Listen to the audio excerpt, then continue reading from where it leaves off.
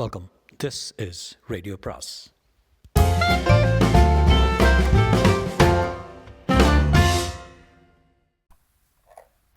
அனைவருக்கும் அன்பு வணக்கம். ராஜேஷ்குமாரின் நில் கவனி காதலி அத்தியாயம் 11. தீனதயாளன் இன்டர்காமில் பேசின அடுத்த வினாடிகளில் இக்பால் பவ்யமாக அந்த அறைக்குள் நுழைந்து மார்புக்கு குறுக்காக கைகளை கட்டிக்கொண்டிருந்தார். இக்பால், ஐயா, நம்ம திட்டத்தோட அடுத்த கட்டத்துக்கு வந்துட்டோம். சுரபி இப்போது ஆஸ்பத்திரியில் இருப்பா, ஃபோன் பண்ணி பேசு. சரிங்க சொன்ன இக்பால் மேசை மேலிருந்து தொலைபேசியை தொட்டு ரிசீவரை எடுத்துக்கொண்டான். எண்களை தட்டிவிட்டு பேச தொடங்கினான். கங்கா ஆஸ்பத்திரியா? ஆமாம், வரவேற்பு பெண் பேசினான். நோயாளி விசாலத்தோட மகள் சுரபி ஆஸ்பத்திரியில் இருந்தால் கொஞ்சம் கூப்பிட முடியுமா? ஒரு நிமிஷம். இக்பால் காத்திருக்க 2 நிமிடத்திற்கு பிறகு ரிசீவரில் சுரபியின் குரல் கேட்டது. யாரு பேசுகிறது? சுரபியா? ஆமாம். உன் தங்க சுகிர்தா வீட்டுக்கு வந்துட்டாளா? இன்னும் வரல. நீங்கள் யார்? நான் யாருன்னு தெரிஞ்சு உனக்கு என்னம்மா ஆக போகுது? சுகிர்தா சம்மந்தமாக உங்ககிட்ட ஒரு விஷயத்த சொல்லலாம்னு தான் ஃபோன் பண்ணேன். என்ன சொல்ல போகிறேன்? உனக்கு சுகிர்தா பத்திரமா வீடு திரும்பினா வேண்டாமா? திரும்பணும். அப்படின்னா ஒரு 5 லட்சம் ரூபா தயார் பண்ணிக்க. என்ன 5 லட்சம் ரூபாயா? எதுக்கு? பணம் 5 லட்சம் என் கைக்கு வந்தால் தான் உன் தங்கச்சி சுகிர்தா உயிரோடும் துணியோடும் உன் வீட்டுக்கு பத்திரமா வந்து சேருவா. இல்லைன்னா உடம்புல ஒட்டு துணி இல்லாமல் ஏதாவது குப்பை தொட்டிக்குள்ளே விழுந்து கிடப்பா.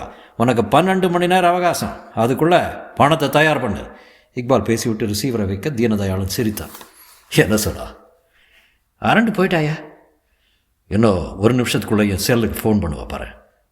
சொல்லிவிட்டு தீனதயாளன் காத்திருக்க அடுத்த 30வது வினாடி செல்ஃபோன் முணங்கியது. எடுத்து காதுக்கு பொறுத்த சுரபியின் பதற்ற குரல் கேட்டது. சார் நான் சுரபி. சொல்லுங்கள் சுரபி, சுகிர்தா வந்துட்டாளா? இல்லை சார், கொஞ்ச நேரத்துக்கு முன்னாடி ஒரு ஃபோன் வந்தது. ஃபோன் வந்ததா? சுகிர்தா பேசினாளா? இல்லை சார், பேசினது ஒரு மிரட்டல்காரன். எனது மிரட்டல்காரனா? ஆமாம் சார், 5 லட்சம் ரூபாய் கொடுத்தா தான் சுகிர்தா உயிரோடு வீட்டுக்கு வருவாளாம். குரலின் போலியை அதிர்ச்சி காட்டினான் தீனதயாளன். என்னது 5 லட்சம் கேட்டானா? யார் அவன்? தெரியல சார். பழக்கப்பட்ட குரலா? இல்லை சார். சரி, பணத்தோட எந்த இடத்துக்கு வர சொன்னா? அதெல்லாம் எதுவும் சொல்லலை சார். பணம் 5 லட்சத்தை தயார் பண்ணணும்னு மட்டும் சொல்லிட்டு வச்சுட்டான். மறுபடியும் எப்போ ஃபோன் பண்ணுறதா சொன்னா? அதுவும் சொல்லலை. சரி, பயப்படாதீங்க. நான் இப்போது ஆஸ்பத்திரிக்கு வர்றேன். நான் அங்கே வர்றதுக்குள்ளே அந்த மிரட்டல்காரன் பேசினா விவரத்தை கேட்டு வைங்க. பயப்படாமல் தைரியமாக பேசுங்க. சார், எனக்கு பயமாக இருக்குது. போலீஸ்க்கு ஃபோன் பண்ணி விஷயத்தை சொல்லிடலாமா? அவசரப்படாதீங்க சுரபி. நாம் போலீஸுக்கு போகிறது ஒரு பெரிய விஷயம் கிடையாது. போலீஸுக்கு விஷயம் போயிட்டா அவங்க அதிரடியாக சில நடவடிக்கைகளை எடுப்பாங்க.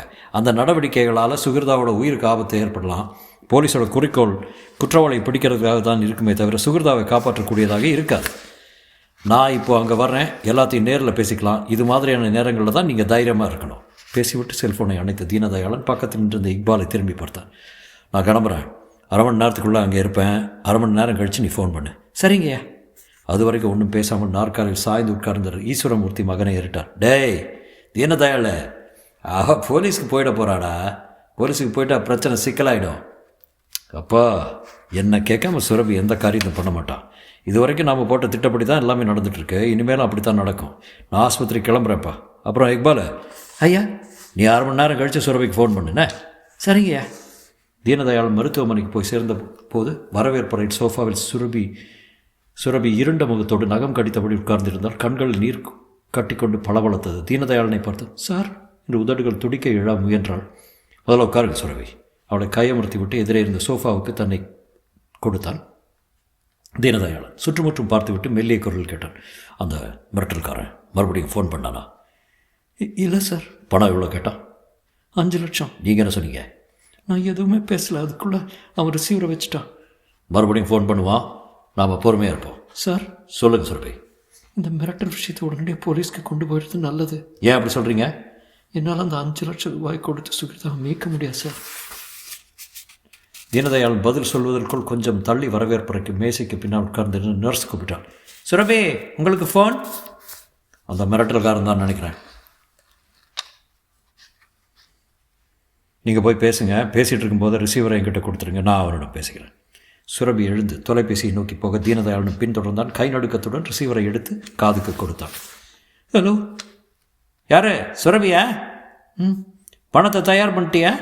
அவன் சின்ன சிரிப்போடு கேட்ட கேள்விக்கு சுரபி பதில் சொல்ல திணறிக் கொண்டிருக்கும்போது தீனதயாளன் அவளை நெருங்கி அவள் கையிலிருந்து ரிசீவரை பறித்து தாழ்ந்த குரலில் பேசினான். இந்த பாரு, சுரபிக்கு நான் ரொம்பவும் வேண்டியவன். நீ எதை பேசுவதாக இருந்தாலும் என்கிட்ட பேசு. வேண்டியவன்னா என்ன அர்த்தம்? வேண்டியவன்னா வேண்டியவன் தான். அதுக்கெல்லாம் அர்த்தம் சொல்லிகிட்டு இருக்க முடியாது. உனக்கு இப்போ என்ன வேணும்? அதை சொல்லு. சுரபியோட தங்க சுகிர்தா இப்போ என் பிடியில் தான் இருக்கா. இந்த நிமிஷம் வரைக்கும் அவள் கற்போடு தான் இருக்கா. அந்த எக் மார்க் கற்போடும் உயிரோடும் அவள் ஒழுங்காக வீட்டுக்கு திரும்பணும்னா எனக்கு 5 லட்சம் வேணும். பணம் தானே? தர்றேன். 5 லட்சம் தர்றேன். நீ கேட்ட பணத்தை தர்றேன். ஆனால் சுகிர்தா உடம்பில் ஒரு சின்ன கீறல் கூட விழக்கூடாது. நம்பலாம், விழாது. பணத்தை எங்கே கொண்டு வரட்டும்? பெசன் நகரில் கலாட்சேத்திர தோட்டம் தெரியுமா? தெரியும். அங்கே சரியாக ராத்திரி 10 மணிக்கு பணத்தோடு வந்துடு. அப்போ சுகிர்தா, பணம் என் கைக்கு வந்த 10வது நிமிஷம் சுகிர்தாவை நீயும் சுரபியும் பார்க்கலாம். சுகிர்தாவை நீங்கள் கடத்தி வச்சுருக்கேன்னு நாங்கள் எப்படி நம்புறது? சுகிர்தாவை பேசவை. அதெல்லாம் முடியாது. சரியாக 10 மணிக்கு நீ 5 லட்சம் ரூபாய் பணத்தோட வரலைன்னா சுகிர்தாவோட படத்துக்கு ஒரு மாலையை போட்டு விளக்கேற்றி. வேண்டாம் வேண்டாம் வேண்டாம், அவளை ஒன்றும் பண்ணிடாத. நான் சரியாக 10 மணிக்கு நீ சொன்ன இடத்துல படத்தோடு இருப்பேன். ஏது புத்திசாலித்தனம்! மறுமுனையில் இக்பால் சிரித்து கொண்டிருக்கும் போதே தீனதயாளன் ரிசீவரை வைத்துவிட்டு ஒரு பெருமூச்சோடு சுரபியை பார்த்தார். ராத்திரி 10 மணிக்கு பணத்தோடு வர சொல்கிறான். சார், அவ்வளோ பணத்துக்கு நான் எங்கே போவேன்? நான் இருக்கும்போது பணத்தை பற்றி நீங்கள் ஏன் கவலைப்படணும்? வேண்டாம் சார், இதில் எனக்கு விருப்பம் இல்லை. என்ன சுரபி, நீங்கள் புரிஞ்சு தான் பேசுகிறீங்களா இல்லை புரியாமல் பேசுகிறீங்களா? ஒரு உயிரை விட பணமாக பெருசு? பணத்தை எப்படி வேணும்னாலும் சம்பாதிச்சுக்கலாம், ஆனால் உயிரை?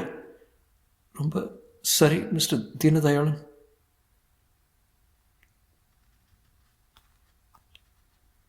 பின்பக்கம் குரல் கேட்டு சுரபியும் தீனதயாளன் திரும்பி பார்த்தார்கள். ஆமாம், ரொம்ப சரி மிஸ்டர் தீனதயாளன். அங்கே இன்ஸ்பெக்டர் அலெக்சாண்டர். தொடரும்.